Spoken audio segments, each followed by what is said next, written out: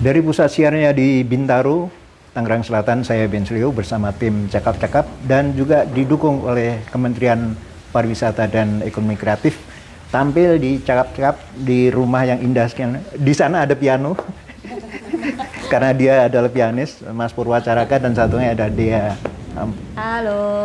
Apa kabar dia? Baik Om, kabar baik. Kenapa saya tanya dia duluan? Karena sudah lama nggak ketemu sama dia. Lama banget. Dan tadi sudah nyanyi, saya upload Mas Purwa yang main piano ya. Hadir. Maaf telat, tapi hadir. Iya, Mas Purwa. Ini pandemi virus ini bagaimana kabar lembaga pendidikan musiknya yang puluhan jumlahnya?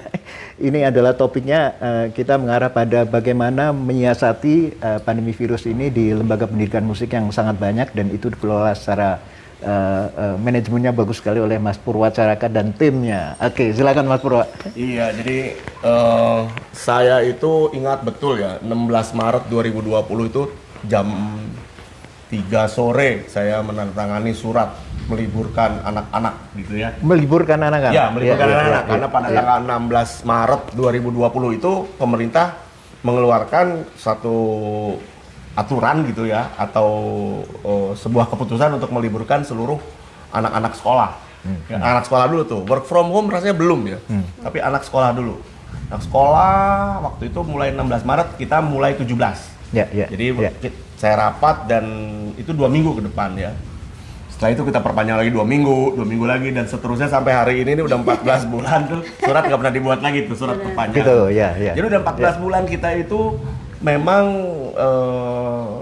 karena anak-anak dianggap terdampak dan lain-lain kan. Jadi ya kita mengusahakan online. Jadi per tanggal 17 Maret itu saya mengeluarkan semacam fatwa gitu. 17 Maret apa nih? 2020 ya, gitu. 2020 semacam fatwa gitu untuk seluruh guru-guru Purwacaraka Musik Studio sebagai partai yang tidak ada di Senayan gitu ya dengan jumlah siswa segitu. Saya bilang oke, ya semuanya learn from home ya kan, online class dan memang nggak gampang sih awalnya ya. Murid kita juga drop lebih dari 50% karena beberapa masalah ya, ada yang koneksi internetnya kurang bagus, HP-nya kurang bagus, HP-nya juga ternyata berebut dengan adik-adiknya, juga ternyata nggak punya alat juga di rumahnya dan sebagai berbagai macam kendala yang kita punya. Dan dia ini sebagai bagian dari lembaga pendidikan musik Purwacaraka Music Studio. Ini pasti juga melihat bagaimana adik-adik ini juga kehilangan ini ya. Kehilangan jejak, gue belajarnya kayak apa nih? Kan bagian divisi kurikulum kan? Divisi kurikulum. Ya, jadi memang itu juga merupakan satu tantangan sendiri ya Om sebenarnya, karena dari situ juga kita melihat bahwa baik guru maupun murid dua-duanya sama-sama terdampak gitu. Jadi guru juga untuk tiba-tiba merubah sistem menjadi online untuk yang tidak biasa juga merupakan sebuah tantangan tersendiri gitu. Bagaimana cara berkomunikasi dengan siswa, memberikan tugas, lalu gimana caranya kalau yang vokal biasa mengiringi muridnya sekarang tidak bisa gitu. Nah itu cukup butuh adaptasi yang panjang. Mau nggak mau sebetulnya butuhnya panjang tapi harus cepat gitu kan. Jadi itu juga untuk beberapa jadi tantangan juga sih, tapi ya alhamdulillah kesininya kan semakin biasa, orang juga semakin nyaman belajar online daripada nggak belajar sama sekali, stop sama sekali, itu mendingan online deh gitu. Jadi kita tetap bisa guide murid-murid gitu. Kalau Anda baca di flyer kemarin ini jumlah siswanya itu puluhan ribu, kemudian lembaga pendidikan musik Purwacaraka Music Studio itu ada sekitar 90 lebih ya. 90, tapi ketika Covid masuk kita terpaksa menutup 6 cabang. 6 cabang. Iya. Cuma 6 yang ditutup. Iya, cuma 6. Tapi yang masih bertahan itu juga sebagian gitu kan. Gitu ya. Iya. Dan saya ingat sekali pernah ketemu Mas Purwa waktu di Banjarmasin. Ada satu kegiatan, saya ada kegiatan di sana, ketemu Mas Purwa di lembaga pendidikan musik Purwacaraka di daerah mana? Kalau Banjarmasin di daerah mana waktu? Banjarmasin di Jalan Gatot Subroto. Iya. Kita cuma membayangkan bagaimana Purwacaraka sama Dea Miranda itu untuk mengunjungi sekolah-sekolah yang jumlahnya puluhan itu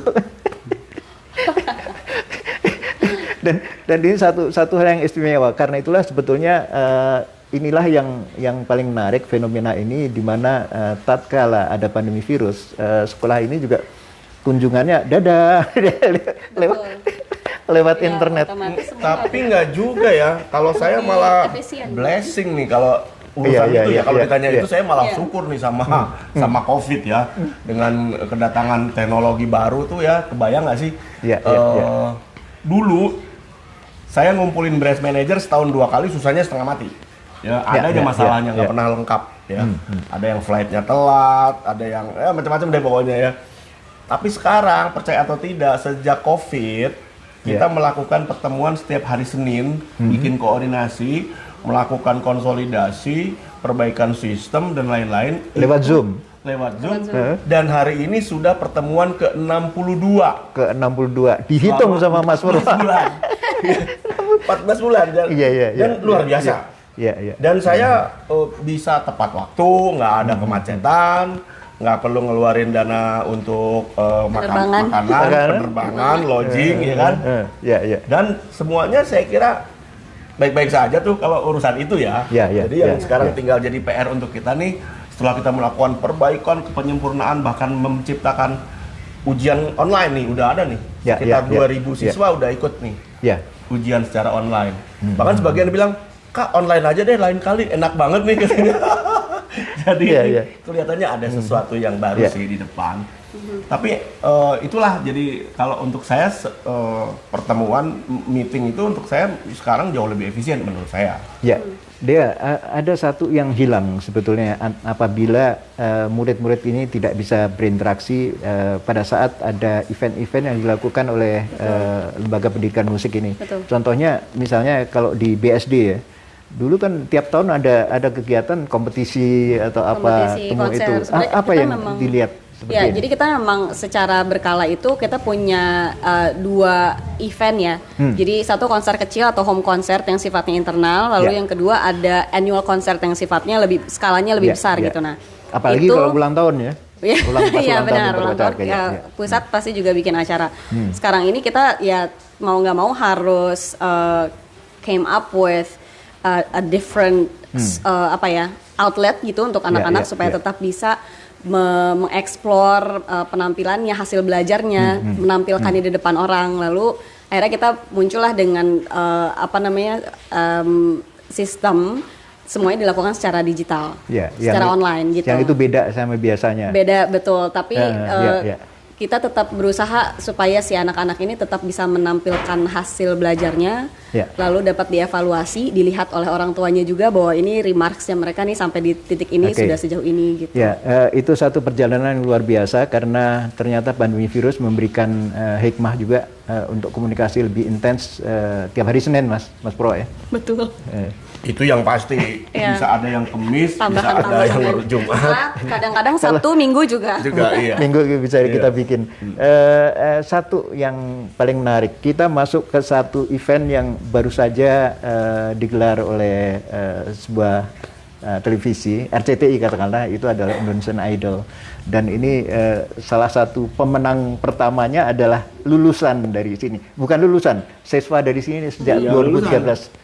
Bisa dikatakan lulusan. Karena udah selesai. Karena ya? selesai ya? Oh, udah. Dan, Ya. iya. Kalau di Yamaha grade berapa ini sebetulnya? Iya mahal, nggak tahu saya. Nggak tahu. Tetangga sebelah ya itu. Namanya Kalista, depan Rimar Kalista. Jadi anak itu Ya. masuk 2013. 2013. Ya, dan kita tahu perkembangan dia. Tahun berapa gitu ya? Sekitar 6 tahun lalu ya. Saya pernah bawa dia, saya masukkan di satu kompetisi di Vietnam ya. Vietnam, di oke. Ho Chi Minh City. Itu Trinity International Competition, Music Ya, ya. Competition. Ya pada hari itu sesuai dengan kemampuannya dia pada hari itu ya. Dia hari itu memang nggak menang. Gitu. Umurnya berapa ya Ya waktu itu? mundur 6 tahun ya, saya nggak ngerti ya. Mungkin waktu itu 6 tahun lalu, belasan oke. ya, Ya, 6 ya. tahun, sekitar 14-15 ya. Ya. Gitu. Tapi anak ini memang semangatnya tinggi, lalu saya lihat nggak pernah redup gitu. Rimari ya. Rimar Ya, ini ya, gitu. ya. Jadi memang satu yang perlu di deliver itu pesannya adalah bahwa kadang-kadang belajar itu nggak instan. Ya, ya, Ya, ya. butuh konsistensi, butuh komitmen, butuh kesungguhan dan butuh sabar. gitu ya. Dan dia nyampe tuh. Gitu. Grade-nya diterusin sampai grade 4 lulus. Terus ada resita segala macam. Jadi dia jalanin komplit semuanya. Dan itu untuk saya luar biasa. Sebagai penyanyi juga, waktu itu dia melihat Rimar seperti apa pada saat dia belajar di sini? Rimar itu kalau yang aku dari pertama kali aku lihat dia, yang paling teringat adalah suaranya khas banget Rimar ini. Dan itu untuk seorang penyanyi itu adalah keuntungan yang luar biasa kalau orang udah tahu begitu bunyi langsung udah tahu nih pasti Rimar gitu kan. Dan kalau bakat udah jelas ada ya, tapi memang seperti yang tadi Papa bilang, dia latihan terus, dan itu juga dibutuhkan kesabaran dan determinasi tinggi sebenarnya untuk akhirnya mendapatkan apa yang dia dapatkan sekarang gitu. Pernah mengajar dia secara private? Enggak pernah. Pernah ketemu komunikasi? Pernah. Ya. Tapi beberapa kali sih ya kan. Dan itu pun biasanya hanya di event aja. Jadi kalau ngobrol langsung sih belum pernah. Nah, tatkala dia diumumkan sebagai pemenang dini hari sekitar jam 12:30 atau jam 1 kalau nggak salah, Rimar itu menjadi juara pertama. Apa yang pertama kali dilihat dari dia? Sudah yakin pada saat dia 2 besar sama Mark itu? Nah itu aku nggak tahu sih ya, karena kan aku tuh sejujurnya jarang nonton ya. Tapi ketika udah 2 besar sebenarnya kan anything can happen. Dengan tergantung dari votesnya juga dan lain-lain gitu. Tapi ya aku sih senang banget sih pas Rimar diumumkan menang. Mas Purwa ngikutin waktu pertama? Jadi saya nggak ngikutin, karena itu kan tengah malam ya. Saya sekarang tuh kalau tengah malam udah repot nih, ya udah rempong nih ya. Terus terang aja nih ya. Tapi saya galang vote itu di Instagram Purwacaraka ada 3 kali ya. 3 kali. Bantu share gitu ya. Saya menyemangati banyak orang bahwa ini Rimar kita nih gitu. Jadi saya titip sih sama beberapa teman yang di Department of Performing Arts, tolong dimonitor ya, aku bilang gitu. Gitu. Jadi pagi-pagi langsung diumumkan, langsung saya bikin sesuatu karena medsos kita memang standby 24 jam. Dan saya baca pertama kali, waduh Mas Purwa diumumin dini hari, pagi-pagi udah ada. Iya kan, untuk saya kan itu kan sesuatu yang membanggakan ya. Betul. Kan kita bukan cuma punya Rimar lah. Dulu idola ada cilik drummer, kita punya Lintar idola cilik kita punya juga Jane Kalista berkali-kali menang di international competition. Terus ada beberapa anak Jogja juga international competition sebulan yang lalu juga menang. Belum lagi ada drummer, ada instrumentalis cukup banyak. Kayak misalnya Rai Prasetya misalnya ya, one of the famous name itu kan memang juga kita punya hasil ya gitu ya. Jadi saya sih bangga sama mereka, dan banyak ya kayak siapa ya, si ini juga ya, Reza Sumendra waktu di sini ya Reza ya. Reza Sumendra waktu 8 besar idol itu anak Kelapa Gading, Purwacaraka Kelapa Gading. Dan kita sempat undang dia dan kasih penghargaan pada waktu 25 tahun. 20 tahun ya, 20 tahun. Purwacaraka Music Studio itu kan it was long time ago. Mas Purwa, juga dia ada satu yang menarik, lembaga pendidikan musik ini tidak mudah untuk melahirkan bintang, karena seringkali dia tumbuh, lahir, terus kemudian tidak terduga tiba-tiba muncul gitu ya. Kan orang nggak pernah ngebayangin tadinya Rimar. Pernah ngebayangin nggak ini jadi Indonesian Idol juara pertama? Gak bayangin sih, karena aku nggak hands on langsung ngajar Rimar, mungkin nggak terpikir ya. Cuman ketika dia masuk Indonesian Idol, aku merasa bahwa dia ada di tempat yang tepat gitu, karena dengan segala bakat yang dia punya, dia punya star quality. Menurut aku dia cocok banget memang ada di Indonesian Idol gitu. Mas Purwa, paling menarik, aura bintangnya ada. Tadi disebut aura bintang. Ini orang-orang macam ini juga orang-orang pilihan, apalagi tampil di satu event yang begitu besar, ditonton seluruh Indonesia, seluruh dunia menyaksikan itu, dan ini satu yang sangat kita syukuri bisa lahir dari Lembaga Pendidikan Musik Purwacaraka. Bisa cerita Mas, ada beberapa orang yang seperti ini nggak, yang tadi sudah disebutkan memang. Tapi kan kesempatan itu kadang-kadang orang yang tampil di situ kan yang daftarin orang lain. Temennya betul nggak? Iya betul, cuman gini, kadang-kadang gini, kontribusi kita kan juga belum tentu sampai di endingnya ya. Bisa aja misalnya kita membangun dia dari awal, terus dilanjutkan oleh orang lain. Untuk saya sama lah untuk saya nggak pernah ya. nggak pernah merasa itu sebagai suatu big deal ya gitu. Untuk saya semua kontribusi pasti juga akan ada apa serial hasilnya gitu secara kumulatif. Contoh gampang misalnya seorang Joy Alexander itu. Joy Alexander itu dulu murid Bali PCMS. Itu belajar. Oh di Bali dulu ya. Bali. Belajar pianonya juga pertama kali di Bali, malah belajar vokal segala macam, nyanyi bahasa Inggris segala macam ya. Saya masih hafal betul gitu. Seorang Joy kecil.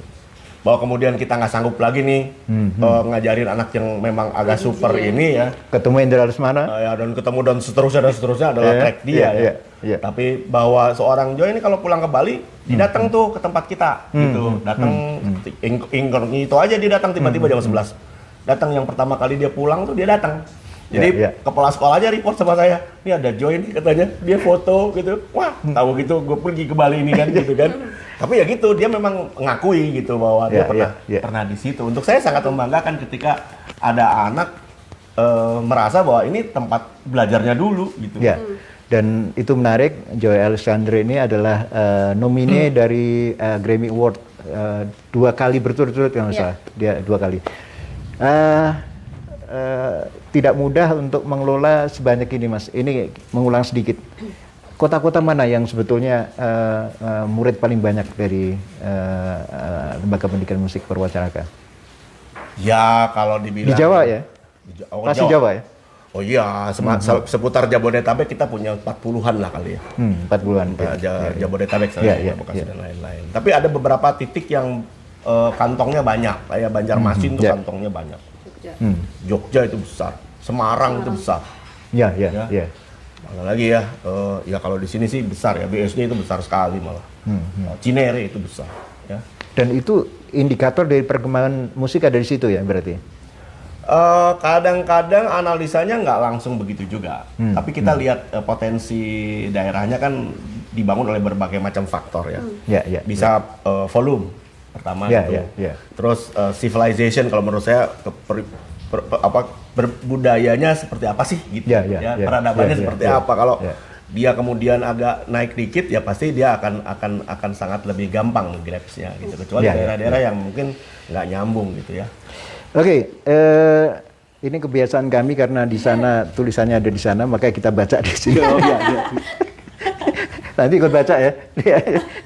Sudah bergabung ada Imdita, Erik Irwanti, ada Sendang Ayu, ada Rudi 6996, Muhammad Ropik Ali, If Bogor, kemudian ada Ewer Gansu, Desi Anggraini, Oracle Combat, kemudian Febrian, Heni Marhaini, kemudian Noni Liliana, Novi Carvalho ya. Muhammad Bintang Gandrian, kemudian Febrian, Karina. Nanti kalau ada murid sini bilang ini. Oh ya. Bisa apa? Kalau hafal ya Mas. Kalau hafal. Kemudian ada Billy Gamali, Riri Aji, Billy Gamaliel. Alejandro Romero, Rifai Nuradi. Kemudian ada Amin Abdullah dari Palu. Kemudian Tohpati. Mas Tohpati, apa kabar Mas Bontot? Mas Bontot nih. Ini Pak Amin nih. Siapa nih? Dari Parekraf nih lagi di Palu nih. Mas Amin, Bang Amin lagi di Palu. Kemarin sudah pamit dan selamat Bang. Kemarin diangkat menjadi jadi direktur musik film dan animasi. Oh iya. Selamat ya. Musik politik musik. Iya, itu bukunya keren tuh. Itu buku disertasi beliau dan itu buku asik sekali karena 2 kali dibahas dalam sebuah launching buku itu. Kemudian ada Didit. Ini Tohpati dulu nih. Tohpati. Iya. Ada Mas Bontot nih. Kalau Mas Bontot Tohpatinya dia. Iya. Kayaknya cuma 1. Iya. Ada Didit, ada Neo Nomora, kemudian Dwi N Komang. Kenal? Neo Nomora aku kenal, itu teman aku. Oh, teman ya. Penyanyi juga, keren sekali dia. Iya. Kami tidak percaya kalau dia keren sebelum nyanyi di depan kita. Jadi suruh nyanyi dulu. Baru keren. Kemudian Santi Mutiara, Abed Drew ya. Kemudian Adrianto ST, Hakub Jures ya.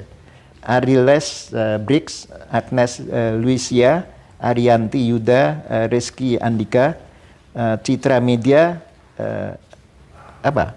Apa tuh? Pepet apalah. Farel Larkan, so far. Mas Chandra. Chandra Pitok. Kak Chandra, hai. Siapa ya? Chandra? Chandra Satria, penyanyi keren sekali juga ini. Oh iya Om iya. Benz. Iya, mudah-mudahan suatu saat kita uji deh. Nggak perlu diuji. Oh, nggak perlu diuji ya. diuji. Kemudian Nana Tati, kemudian apa? Apa nih? Manstasia. Setia. Kemudian Didi, Abed lagi. Drew yang tadi. Iva Fashir. Hai Iva, ini komposer juga. Komposer ini, aduh. Marcella, Josie, kemudian NRN Nisa. Nisa, Mbak Cindy juga temanku. Cindy Ja. Fandri Kurniawan, Ipin Arifin, kemudian Andrea. Mana nih? Nanya nih soalnya. Tiur nanya pada dia. Oke. Tanggapan kamu tentang keterkenalan Papa. Apa itu mengganggu kamu? Kondang mana nih Papa sama anaknya ini? Mengganggu enggak sih? Ini satu loh. Ini baru satu. Oh, baru satu, oke. Mengganggu sih enggak ya. Iya. Mungkin awalnya mengganggu ketika kadang-kadang kita bisa tahu ya kalau misalnya orang tuh ngajakin kita karena emang kita apa karena mau ada hubungannya gitu kan. Itu maksudnya kalau awal-awal belum ngerti, makin kesini makin ngerti kan. Misalnya mau kenalan karena minta diskon untuk sekolah. Bisa jadi sekolah, misalkan gitu ya, misalkan. Tapi kesini-kesininya sih nggak terlalu karena aku juga maksudnya udah belajar networking sendiri dan udah cukup established gitu loh dengan aku sendiri. Jadi semakin kesini sih semakin biasa aja gitu. Biasa aja ya. Tapi walaupun gini nih ini ada satu nih, aku mau buka aja. Emang anak-anakku itu dulu ya, terutama dia nih ya, itu nggak terlalu suka kalau dia hidup di bawah bayang-bayang bapaknya. Oke. Ya, itu menurut saya hal yang bagus tuh. Artinya dia juga mau mandiri, ya kan? Bukannya semuanya anak-anak kayaknya gitu. semua gitu ya. Kayaknya semua anak-anak. Gua nggak mau deket sama dia. Bagusnya nama dia nggak pakai Purwa, nggak pakai Caraka. Oh iya. Jadi tampilnya murni. Kadang-kadang saya diem aja kan, orang nggak tahu juga anak saya nggak apa-apa, semakin bagus malah. Semakin bagus kalau orang nggak tahu dia anakku gitu kan, jadi lebih punya value gitu kan, jadi confirm dia nggak ikut karena nggak kasih nama Andrea Purwacaraka. Nah, oke. Dia confirm nggak ikut. Yang paling nggak enak kayak Jelly Tobing sama anaknya Iqmal. Iqmal tuh anaknya Jelly Tobing lu, gitu ya, nggak enak gitu. Itu masih sering Om, kalau sampai sekarang sih masih sering. Cuman maksudnya mungkin efeknya ke aku udah berbeda kali ya. Dulu kalau misalnya disebutkan seperti itu mungkin jadi kayak mempertanyakan apakah aku di sini karena aku gitu kan. Kalau sekarang sih udah kayak ya. Tapi ngebayangin nggak kalau dia nggak ada Purwacaraka bisa masuk ikut short course di Berkeley atau sampai ke sana nggak kira-kira? Bisa-bisa aja sih sebenarnya. Mas, bisa aja. Gini. Tergantung dilihat dari sisi apa gitu kan, tergantung dari perspektifnya. Pembiayaan pembiayaan betul. Sebagai bapaknya tapi bukan sebagai gue sebagai Purwacaraka. Bapaknya bisa aja, bapaknya kan banyak yang namanya nggak gede tapi duitnya banyak, ya kan? Betul. Kan banyak ya orang Indonesia yang kuliah di luar negeri juga. Iya, orang Indonesia yang nggak terkenal justru duitnya berseri-seri tuh. Iya. Kita sih ya gini-gini aja kan dari dulu kan. Nah, yang pertanyaan tadi sih sebenarnya ada yang lucu sih. Kita dulu kan Trie Utami jauh lebih terkenal dulu dari dari Purwacaraka, iya. Jadi kalau ketemu ini kakaknya Ii ya. Itu lebih nggak enak lagi tuh. Enak lagi. Gitu lebih banyak lagi gitu. Tapi belakangan kan ada juga yang ngomong akhirnya pada ini adiknya Purwa ya. Iya, adiknya Purwa. Iya. Pada akhirnya Satu sama. Pada akhirnya kemudian masih dia pilihan profesi menjadi penyanyi, apakah diarahkan atau berjalan dengan sendirinya? Oke, ini dari Tiur. Kayaknya sebagian dari dua-duanya ya. Maksudnya kalau karena dari kecil kan sudah terbiasa terekspos dengan dunia musik, lihat papa ke studio, lihat papa manggung. Aku rasa dari situ ya otomatis pasti ada pengaruhnya lah ya, sedikit demi sedikit. Lalu apalagi tantenya itu penyanyi yang bola bekel luar biasa sekali. Saya waktu itu ngomongnya bola bekel, Tri Utami. Karena kecil dan lincah kan, ya. Lincah sekali. Kecil dan petakilanmu. Oh iya, petakilan. Nah, terus akhirnya dari situ terus karena ada sekolah musik juga, jadi les juga gitu. Jadi sebenarnya diarahkan mungkin dari segi itu diarahkan, tapi untuk kemudian memilih menjadi penyanyi itu pilihan sendiri karena memang aku merasa ini adalah passionnya dari situ, skill yang aku rasa aku punya, yang paling aku pegang gitu ya, yang paling aku kuasai. Jadi ya itu pilihan sendiri kalau jadi penyanyi. Dan pada saat itu sebetulnya yang paling menarik adalah penyanyi harus ada rekaman, harus ada album, dan akhirnya dari 2000 berapa ya?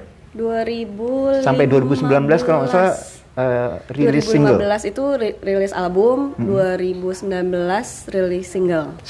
Singlenya apa yang judulnya terbaru? Perahu di Atas Bukit judulnya. Ya, sekarang udah mulai bikin lagi. Sedang. Apakah karena Mas Purwa latar belakangnya adalah arranger dan pendidikannya juga di iya kan sekolah musiknya di mengambil bidang itu juga Mas ya? Di mana Mas waktu itu? Di University of Maryland. Ya itu sebat short course aja sih. Cuma memang banyak keilmuan dalam orkestrasi hari itu yang saya dapat di situ. Di situ ya. Iya. Nah, apakah melanjutkan tadi apakah otomatis aransemen itu digarap sama Papa untuk enggak juga sih. Enggak juga ya? Justru pas awal bikin album itu aku yang pertama apa?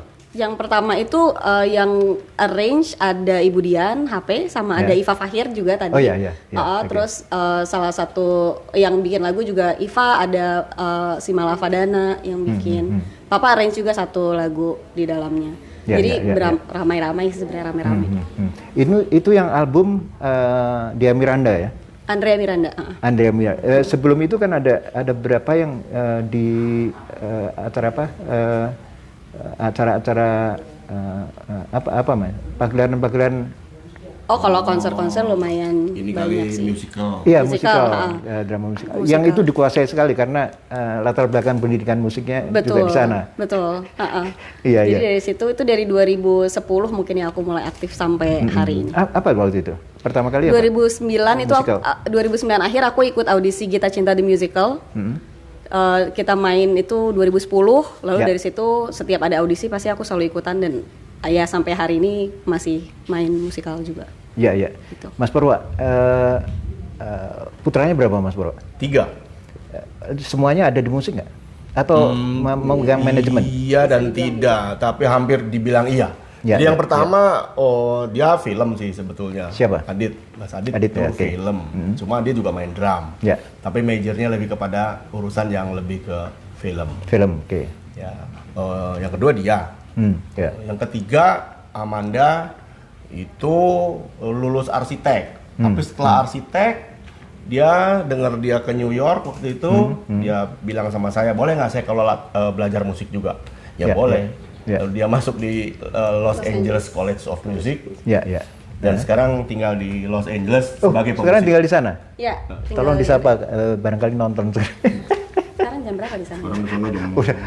Udah tidur, udah tidur jam 4-an kira-kira. 3 pagi. Bedanya 12 jam. Dia akhirnya juga sekarang hidup sebagai musisi. Musisi ya. Ya. Juga ya. Tapi kalau nggak salah sempat megang manajemen juga waktu di sini ya. Dulu ikut ya? tapi terlibat enggak. Dia sempat enggak pegang. lah, dia. Maksudnya dia apa aku? Enggak, yang Amanda. sekarang di Amanda. Oh iya, dia bikin merchandise. Sendiri. Iya, ikut menjadi bagian itu. Oh, manajemen di Purwacaraka. Iya. Oh iya. Iya. Oke, satu yang kita melihat adalah bagaimana pandemi virus itu juga tidak boleh menghentikan kreativitas. Mas Purwa, apa yang dilakukan Mas Purwa sekarang?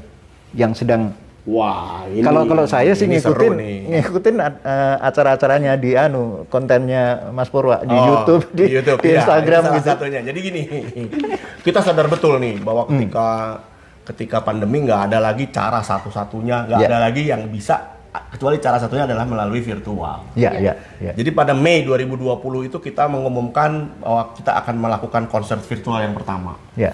Dan 1.000 lebih video masuk dari murid Purwacaraka itu. Ya, ya, Ya, ya, kita ya. bikin 24 seri. 24 episode. 24 episode tayangan Ya, ya, ya. ya, ya. Lalu kita juga kasih the best-nya, bikin tayangan best of the best dan lain-lain. Lalu sekarang ini setiap Sabtu Minggu saya pasti hadir di seluruh home concert yang dibuat di seluruh Purwacaraka. Satu Ya, hari ya, bisa ya, ada ya.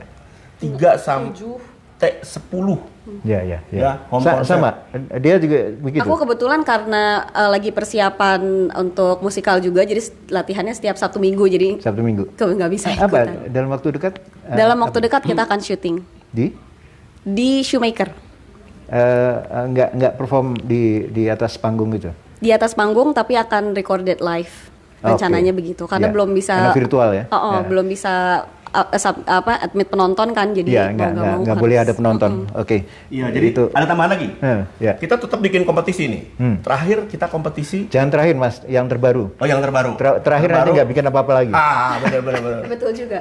Yang terbaru ini kita masih baru datang, baru kumpul ya, baru submit semuanya. Ada 650 lebih dari siswa PCMS yang ikut kompetisi di 7 kategori. Ya, ya, ya. Nanti ya. programnya akan kita penilaian mulai di awal Juni. Ya, oke. Ini berarti mesti laporan ke Bang Direktur Musik dan sekarang Film dan Animasi, Bang Amin Abdullah, bahwa pergerakan ekonomi kreatif ini tidak pernah berhenti dan itu dibuktikan ada 90-an lembaga pendidikan musik Purwacaraka ini tetap bergerak melalui online dan ini sesuatu yang luar biasa sekali. Guru-gurunya akhirnya gimana mas? Komunikasi kan bisa tadi kan lewat justru Senin, itu. Kamis. Jadi Senin DM, nanti ada guru kita garap hari apa. Terus ada menggarap CSO juga. Pokoknya menurut saya untuk urusan yang tadi saya bilang tadi ya, pembinaan, meeting dan lain-lain, untuk saya pandemi ini malah lebih mudah. Membawa sesuatu berkah lah. Iya, kalau dulu bisa terbang ketemu saya ada di Banjarmasin gitu. Sekarang ketemunya di sini aja mas. Iya. Untuk Mas Purwacaraka dari Adi di Jakarta, mengapa tertarik jadi pendidik di dunia musik? Ini yang pertama, menjadi guru musik itu harus menekan egonya, terutama kalau melihat murid berprestasi. Ya. Ini menarik sih pertanyaannya. Yang terakhir terutama yang kedua. Yang kedua. Yang pertama sih sebenarnya gini, saya suruh lihat banyak ya. Iya, iya. Kan kalau orang DPR kan studi banding tuh mas. Betul, ya kan? iya, iya. Ya kalau saya kalau pergi kemana-mana otomatis studi banding lah ya. Iya, iya, iya. Secara otomatis Iya. gitu ya. Nah jadi ketika saya masuk di University of Maryland, saya lihat bahwa tahun 85 ya, facility of Dari sekolah itu. luar biasa mas. Iya, Jauh iya, bumi iya, langit iya, dengan iya. kita gitu.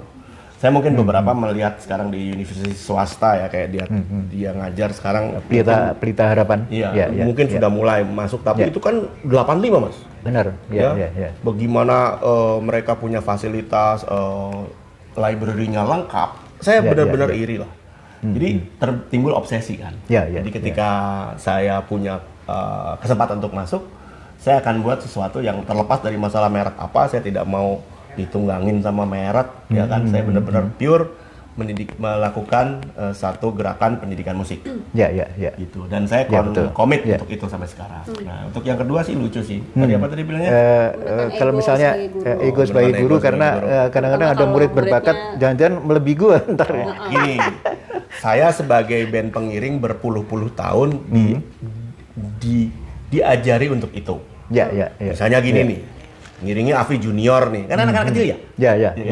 Kita nih di belakang harus sesadar-sadarnya bahwa saya harus mendukung dia sebagai band pengiring supaya si star itu walaupun anak kecil bau kencur, kalau dia memang star, ya star aja dan kita jadi supporting. Ya. Dan saya terlatih bertahun-tahun untuk melakukan itu, sehingga untuk saya nggak penting lagi mengatakan bahwa kamu anak baru, saya kan yang tua, saya harus menonjol. Nggak gitu. Saya terlatih untuk melakukan itu. Ya. Dan aku rasa juga sebagai guru kita mesti bisa memisahkan guru yang slash performer gitu ya. Kayaknya harus bisa memisahkan kedua dunia itu dan tahu bagaimana cara menempatkan dirinya ketika mengajar sebagai guru dan ketika bekerja sebagai penampil gitu. Dia sekarang melihat murid-murid dari lembaga pendidikan musik ini ada yang cukup menonjol nggak dalam beberapa khususnya di vokal? Ya. Di vokal lumayan banyak. Jane Kalista juga salah satu yang itu kebetulan aku pegang sendiri juga saat ini. Dan dia dengan segudang prestasi luar biasa gitu. Tapi ketika mengajar ya tetap fokus dengan apa sih kira-kira yang masih bisa diasah nih dari Jane gitu, karena dia sekarang juga kebetulan usianya dia lagi di Jakarta ya? Dia Jakarta. Lagi menjelang masa remaja nih, jadi lagi ada masa transisi, suaranya agak berubah dan itu juga perlu di guide gitu supaya supaya tetap aman gitu. Iya. Dan kontribusi orang tua seperti apa biasanya dia yang Anda lihat? Luar biasa sih. Kalau di kita kebetulan kita juga selalu berusaha untuk menjaga komunikasi kita, hubungan baik dengan orang tua juga gitu. Jadi cukup banyak ya yang les di kita tuh dari kecil gitu. Jane juga dari umur berapa ya? 6-7 gitu sampai bahkan sekarang ada yang umur 3 tahun 13. ya? Dulu Mas ya? Pernah punya murid yang kecil sekali? Oh enggak kecil sekali. Kalau 3 tahun enggak.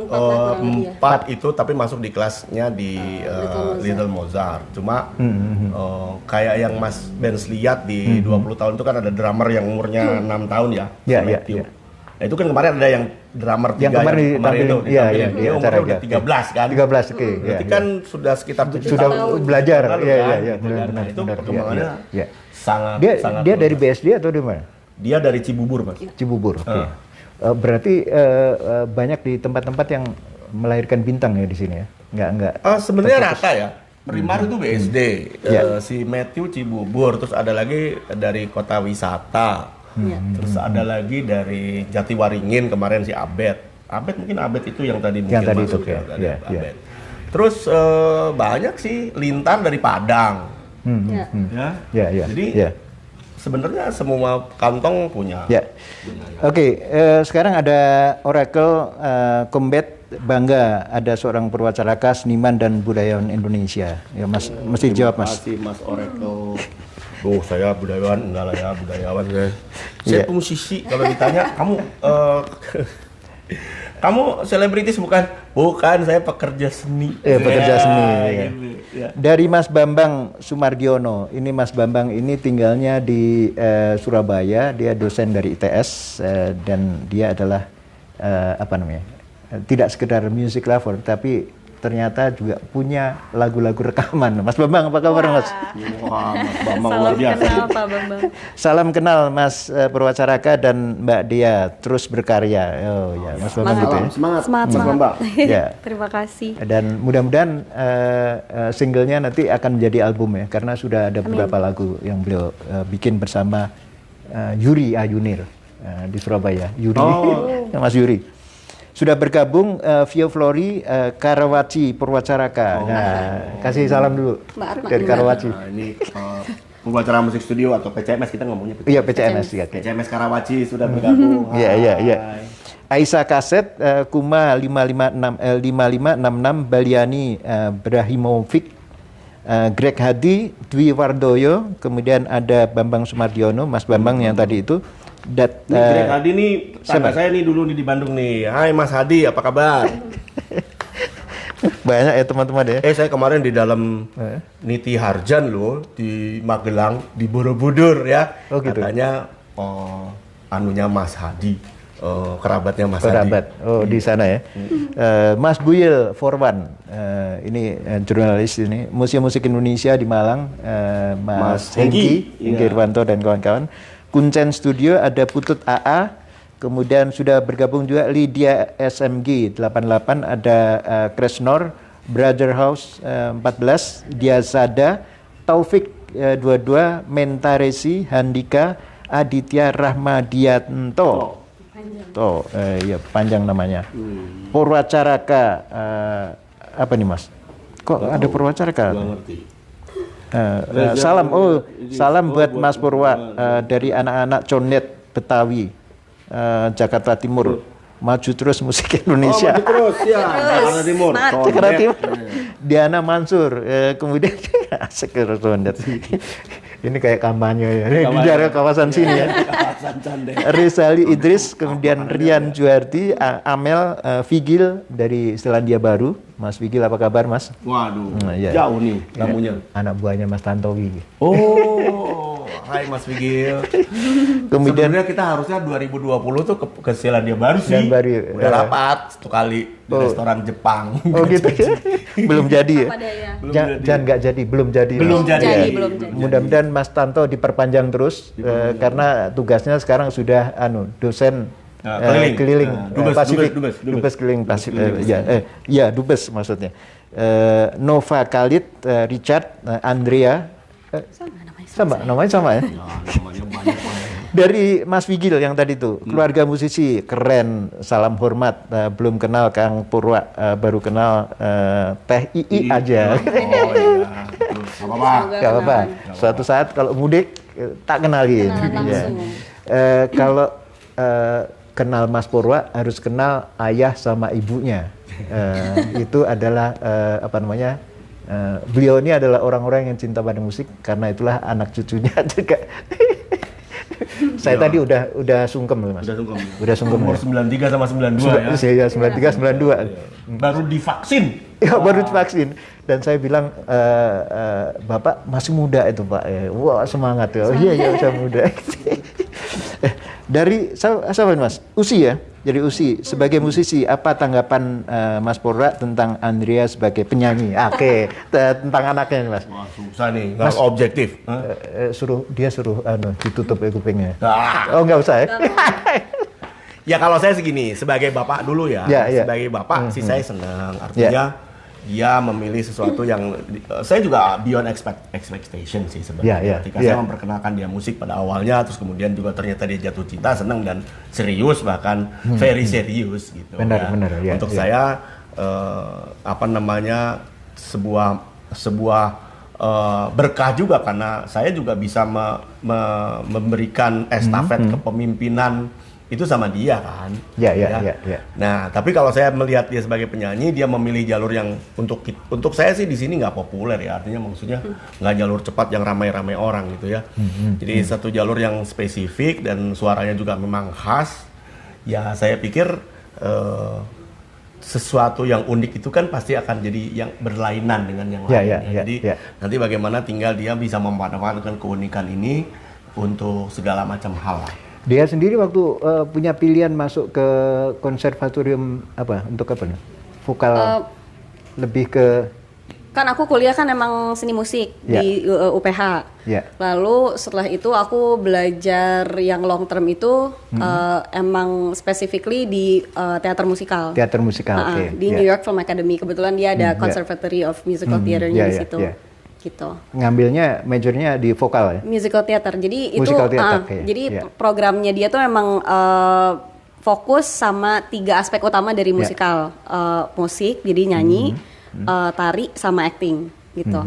Nah, Mas Purwa dengan latar belakang seperti ini di dia sebetulnya kan pada akhirnya drama musikal udah berapa kali yang menjadi main cast-nya? Banyak. Ada 4 ya, kalau nggak 4 ya. Iya, itu role utama ya. Kalau seluruhnya, maksudnya dari awal aku mulai itu aku nggak langsung dapat main cast, cuman kalau dari awal aku mulai mungkin 10 lebih kali ya, hampir setahun bisa sekali, ada yang setahun 2 kali, ada yang setahun 3 kali gitu. Dan itu sesuai dengan latar belakang pendidikan musiknya waktu di Amerika ya? Sesuai. Jadi kebetulan tuh aku di sini banyak main musikal dulu Om, baru abis itu aku sekolah gitu. Jadi aku udah ada basic terjun ke lapangan, baru aku dapat pendidikan formalnya gitu. Mas Purwa, kalau melihat anak-anak muda, kemudian dia punya bakat, kemudian punya pilihan, Berklee College of Music misalnya di Boston ini juga banyak melahirkan bintang-bintang musisi di Indonesia ya. Misalnya siapa namanya Aminoto Kosin, terus ada beberapa nama lagi yang di sini. Seperti apa Mas yang Anda lihat? Kalau nggak salah yang di Malaysia sempat bikin ya waktu itu. bikin, iya benar. Habis itu Cuma orang Berkeley Berhenti. datang 6 bulan sekali. Oh, 6 bulan. Jadi nggak jadi apa-apa. Ya bisa jadi sih sebenarnya. Sebenarnya itu kan transfer of skill ya. Betul. Jadi Ya, sebenarnya ya, kalau ya. sistemnya jalan bagus sih seharusnya sih bisa. Iya. Bisa. Dan ada duitnya waktu itu ya. Oh, iya. Itu kan berapa tahun yang lalu. Mas, yang belum terjawab tadi tentang pilihan pada lembaga pendidikan musik yang tepat kayak di di Amerika dan lain-lain. Seperti apa waktu itu pada saat itu? Itu pilihan dia sendiri atau?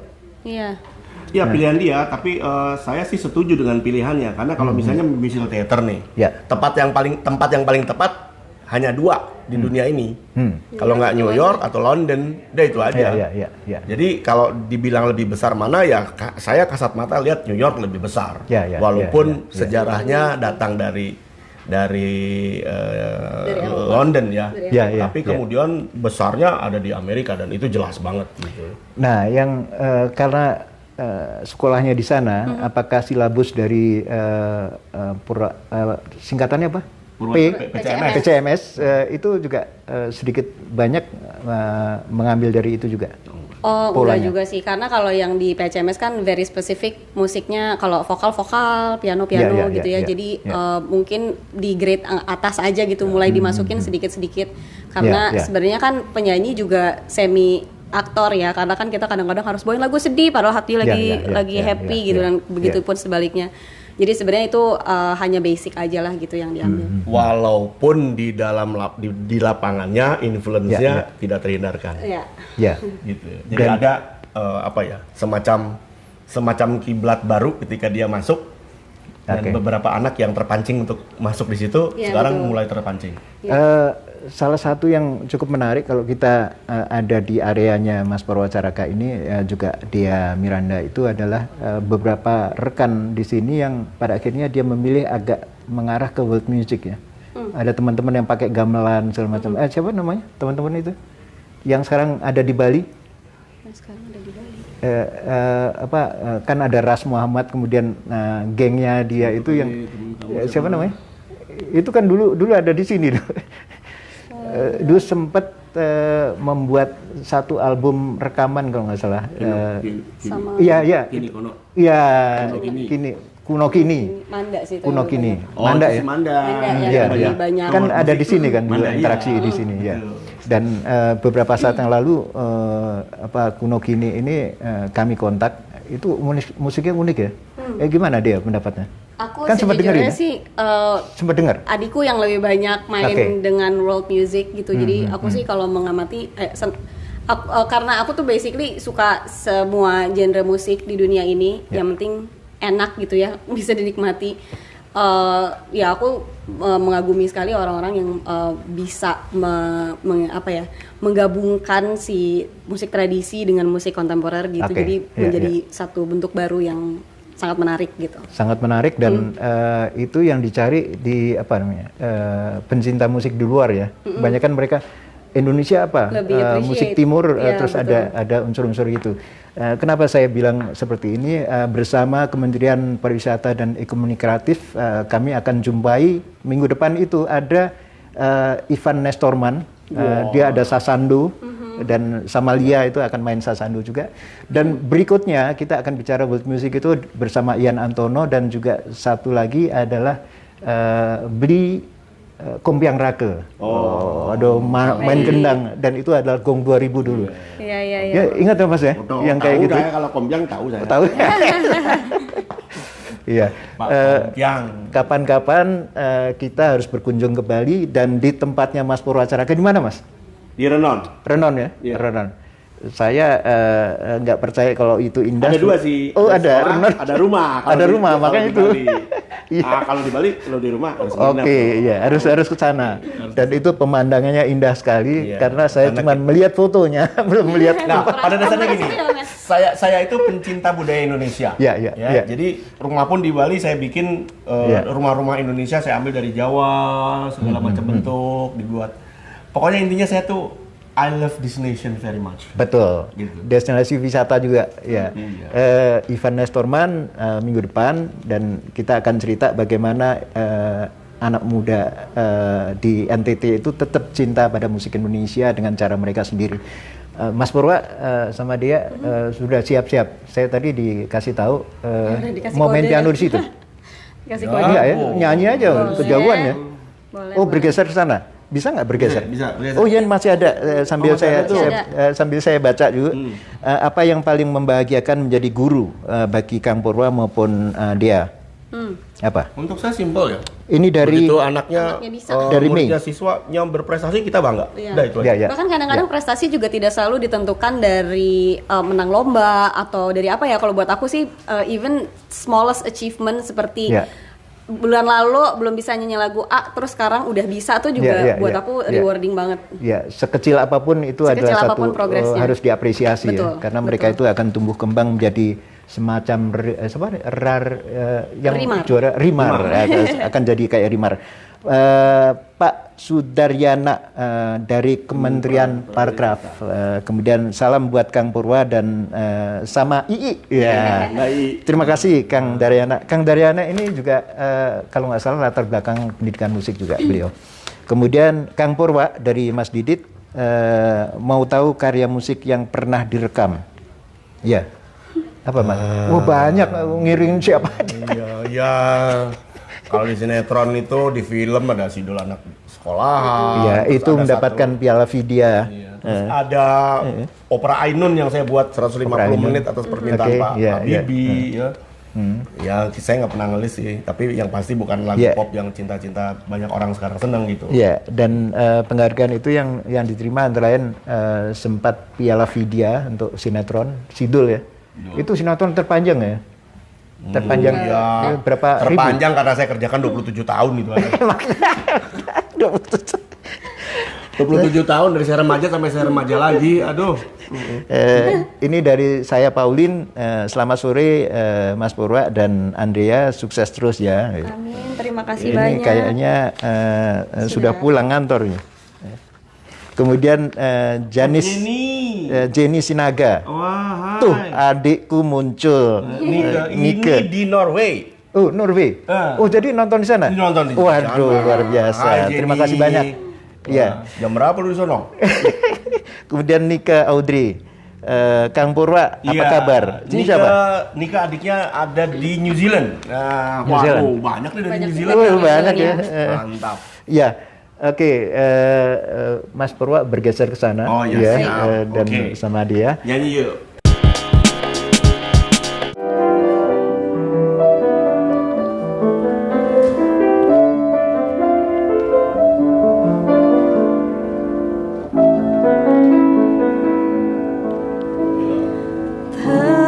Telah lama sendiri dalam langkah sepi,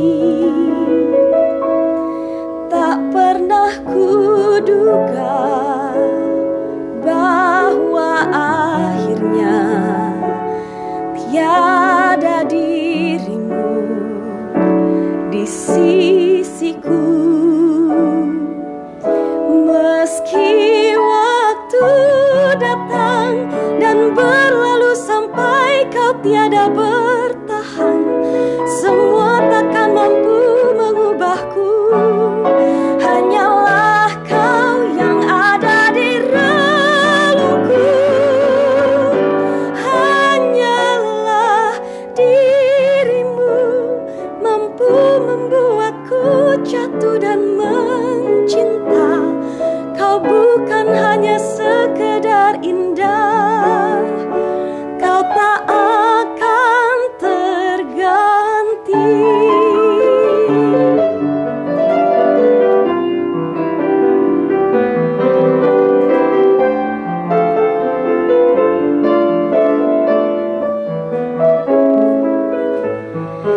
Tak pernah kuduga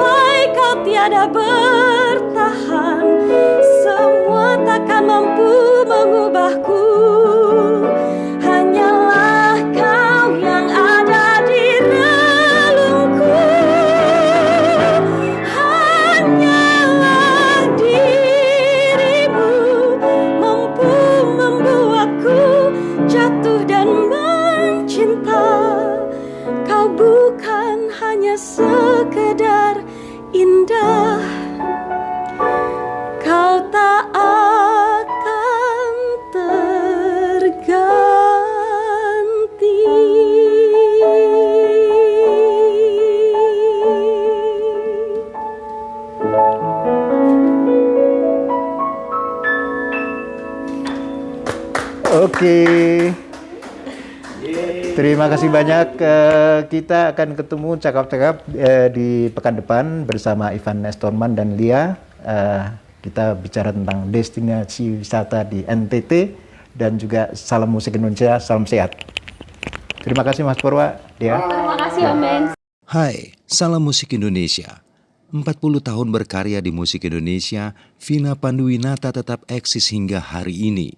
Vina telah melewati beragam pengalaman di industri musik tanah air, baik pengalaman manis maupun pahit. Salah satu pengalaman pahitnya adalah ketika para fans datang meminta tanda tangan di atas kaset bergambar wajahnya, tapi kaset itu tidak asli, melainkan bajakan. Vina mengaku tetap dengan sukacita menandatangani kaset bajakan tersebut. Vina sendiri punya analogi tentang kaset bajakan, yakni seperti layaknya kotoran sapi yang terlihat menjijikkan. Sesungguhnya kotoran itu bisa bermanfaat untuk pertumbuhan pohon dan membuatnya berbuah manis. Karya bajakan menurut Vina sama perannya seperti kotoran sapi. Dunia sosial media yang berkembang makin canggih membuat Ustadz Yuke Sumeru tidak ketinggalan menggelar dakwah dan mensiarkan keindahan Islam dengan mengandalkan kekuatan dunia digital. Sekedar catatan, di akun YouTube miliknya yang sudah memposting 59 video tersebut, Ustadz Yuke memiliki 740 subscribers. Sementara lewat akun Instagram, Ustadz Yuke telah memiliki 13.400 pengikut.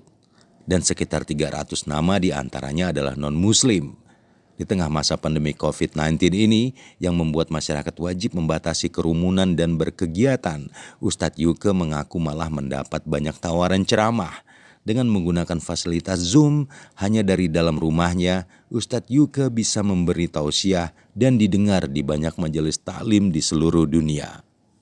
Kini kita memasuki berita dari dunia pariwisata. Aceh telah lama dikenal sebagai wilayah wisata religi dan sejarah. Namun dalam pengamatan Menteri Pariwisata dan Ekonomi Kreatif Sandiaga Salahuddin Uno, Aceh juga berpotensi besar untuk dikembangkan menjadi daerah wisata olahraga, terutama di Pantai Lampu'u di Kecamatan Loknga, Kabupaten Aceh Besar. Dalam kunjungan kerjanya ke Aceh pada awal Mei 2021 lalu, Sandiaga menyebut besarnya potensi wisata di Pantai Lampu'u untuk dijadikan tempat kegiatan wisata olahraga seperti triathlon, selancar, dan renang. Menurut Sandiaga, kegiatan triathlon di Lampu'u sangat didukung dengan kondisi alamnya, di mana garis pantai dan arus pantai yang juga panjang sekitar 1-2 km dari bibir pantai ke tengah laut sangat mendukung potensi wisata tersebut.